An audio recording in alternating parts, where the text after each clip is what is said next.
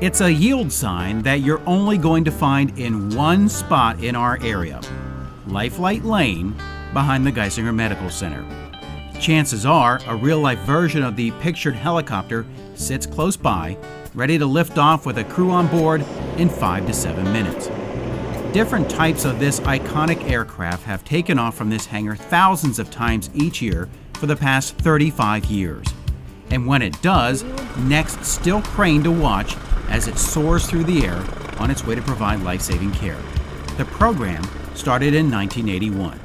The impetus for the LifeLight program came out of the need to be able to move critically ill and injured patients in a rural setting in a timely fashion to get them to definitive care. LifeLight was first based here at Geisinger, and it was staffed by a pilot, a flight nurse, and an ER attending physician. But by 1988, the demand for its service had become so great that it was beginning to miss calls, so a decision was made to add a second chopper. Just 5 years later, a second base was added at State College. Now there are 7 helicopters spread out across 5 bases that also include ones at the Wilkes-Barre, Avoca, and Williamsport airports and in Schuylkill County. Having 2 extra helicopters allows the program to rotate each through the system to allow for regular maintenance to keep the frontline aircraft running. While there is usually one sitting outside of the hangar here in Danville, there is most often another sitting inside, getting a once-over. The belief here is that they will do the job better for the patients they transport by having the best equipment available.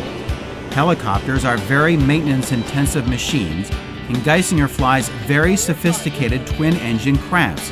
It's this detail that has resulted in a remarkable record. Over those 35 years, they've never had an incident involving an injury. The staff of 3 has now grown to 100, a necessary expansion, given that over the past 5 years they've averaged 24 to 2,500 transports a year. That's about 7 to 8 a day. While they've had quiet days, they have also had one with 24 flights in 24 hours. A typical day, the team will come in, get shift change report, if that's applicable. Our pilot will pre-flight the aircraft from an aviation standpoint. The medical crew will do their pre-flight for the clinical equipment, medications, monitors, night vision goggles. So it takes a good hour for folks to get all that work done, and then you're pretty much ready for a mission. Now, EMS and what we do, this isn't a scheduled airline what we do. Emergencies happen and we don't dictate when those happen. So generally when we come in, we do the things that we need to do very quickly to become mission capable. So if that flight comes in 10 minutes after our shift, we're ready to respond timely. On this day, all seemed fairly normal until our interview with Split ended. Then we got word that LifeLight and its crew would be headed to Moses Taylor Hospital in Scranton for a neonatal intensive care unit transfer. We were told we had 15 minutes to get the rest of our interviews done. The crew began to prep the helicopter and brought out one of 4 $100,000 NICU transfer units that have been purchased with funds from the Children's Miracle Network. The unit was loaded in the back, and pilot Greg Galarizzo and flight nurse Greg Barvitsky were soon joined by an ER resident and a NICU nurse. Moments later, the helicopter lifted off the pad. Barvitsky has been with the LifeLight program for about a year and told us this was the job he always wanted. I always wanted to do this. I always wanted to be a flight nurse. So I actually started out as a licensed practical nurse, did that for a couple years.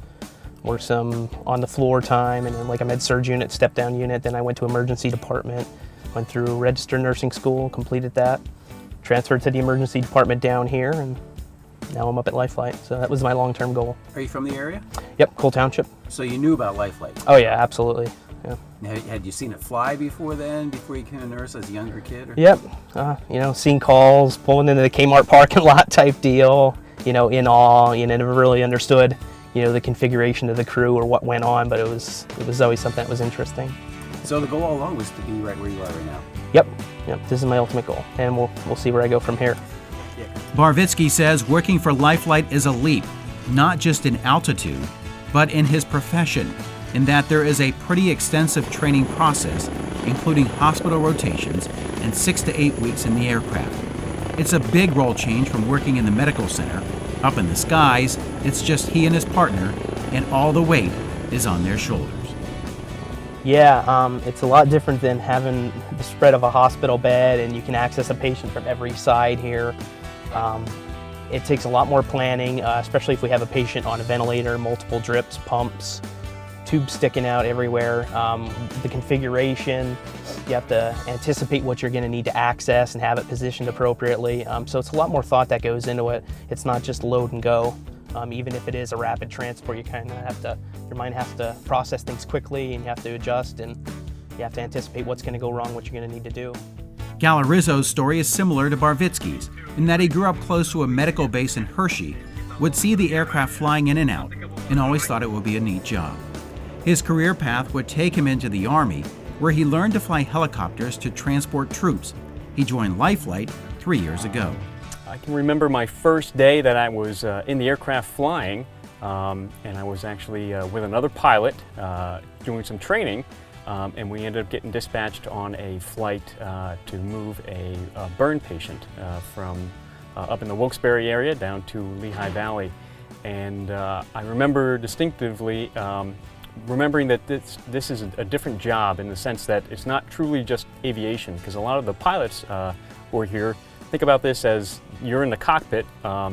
And if you notice in the actual aircraft here, there's a curtain in between the crew quarters and where the cockpit is. So to a certain extent, there's a little bit of separation in between the pilot and the medical crew. But when you end up entering the hospital and going down and meeting the patient, meeting the family, and seeing the work that is being done by the medical crew, it ends up adding an extra entity to the pilot and the actual aviation as far as the flying and what your little piece of the puzzle ends up being in order to facilitate a job of transporting a patient successfully. Galarizzo tells us that one of the biggest challenges of flying in this area is, of course, the weather. That, as you know, can run the gamut from fog to thunderstorms and blizzards. LifeLight is able to operate in those conditions because it is an IFR qualified program. IFR stands for Instrument Flight Rules and basically means that the pilots can fly off their instrumentation without being able to see outside of the cockpit. That means they can fly through clouds associated with inclement weather. They also use night vision goggles, which helps them to actually see where they're going at night and increases their safety tremendously by allowing them to get out there and fly in some of those possibly deteriorating weather conditions.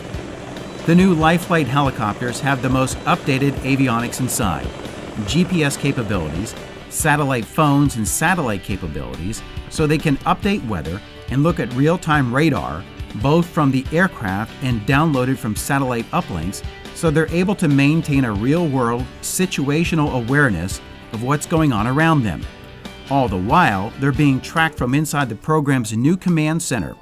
LifeLight's dispatchers used to work out of a small room near the emergency department, but moved up to a new building at the hangar. Here, the two dispatchers on duty have multiple screens and resources to work with, including one that shows them where each of the helicopters are at all times. It definitely is a team effort. It takes all 100 plus of these folks here at LifeLight to make this happen. Our dispatchers take the calls, do our flight follow and assign flights. They keep an eye on us. We have satellite tracking in the aircraft that not only is our dispatch center watching, we got satellite tracking in the aircraft. If we're on instrument flights, we're an IFR program where we fly in the clouds. We're one of the few programs in the area. Most of the neighboring programs don't have that capability that we fly in the clouds under instrument conditions, like if you were going on a commercial flight. That's who we're talking to, air traffic control. So that adds another element to our pilots and the complexities, and that necessitates the need for this type of helicopter, twin engine instrument rated, aircraft instrument rated pilots. There's a huge investment Geisinger has in this program. Number one, to be safe. Safe for our team members and safe for our patients, because every patient we fly is somebody's family member, somebody's mother, brother, sister, daughter. It's somebody's family member, and that's how we treat our patients. It was back in 2012 that LifeLight was awarded an Air Carrier Certificate, basically making it its own airline. That means Geisinger directly operates the helicopters and employs its own pilots, mechanics, and aviation support personnel. It's a process that was previously done through contracted air services vendors. Earlier this year, the program also unveiled its latest edition, a new critical care ground transport program, a state-of-the-art mobile intensive care ambulance. Split says the rotor-free, specially equipped ambulance is designed to provide LifeLight's level of expertise for patients who don't necessarily need the speed of a helicopter. We were at the LifeLight hangar for parts of 2 days, and it wasn't until the second day that having me go up in one of the helicopters came up in a conversation. Of course, I seized on the opportunity. After signing a few documents, it was time to head to the chopper for my pre-flight check-in. After showing off my "I'm about to go up in LifeLight" face, pilot Darren Hankins ran me through the paces for what promised to be a short but exciting loop around the medical center. Right. Basically, your safety in the back in the event we go down, because we're just going to be doing a loop around here. So that's what I thought. You have a 4-point seatbelt.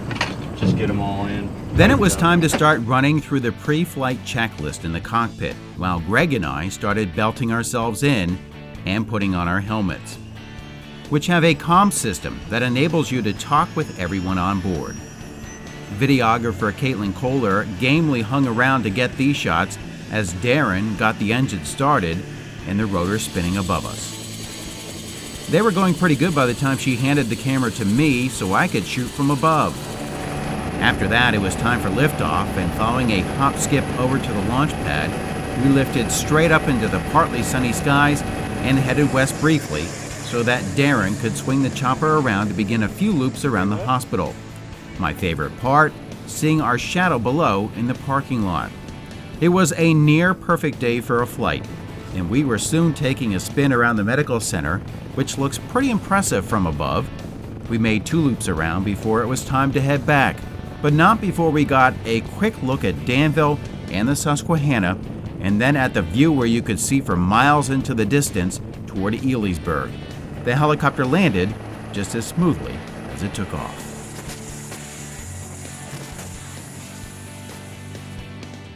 As part of its 35th anniversary celebration, LifeLight held open houses at all 5 of its base sites to bring in the community, EMS providers, and healthcare partners to see the program up front and personal. When we come back, we'll show you some dogs that are transitioning from a life in the military to one that they've never experienced before.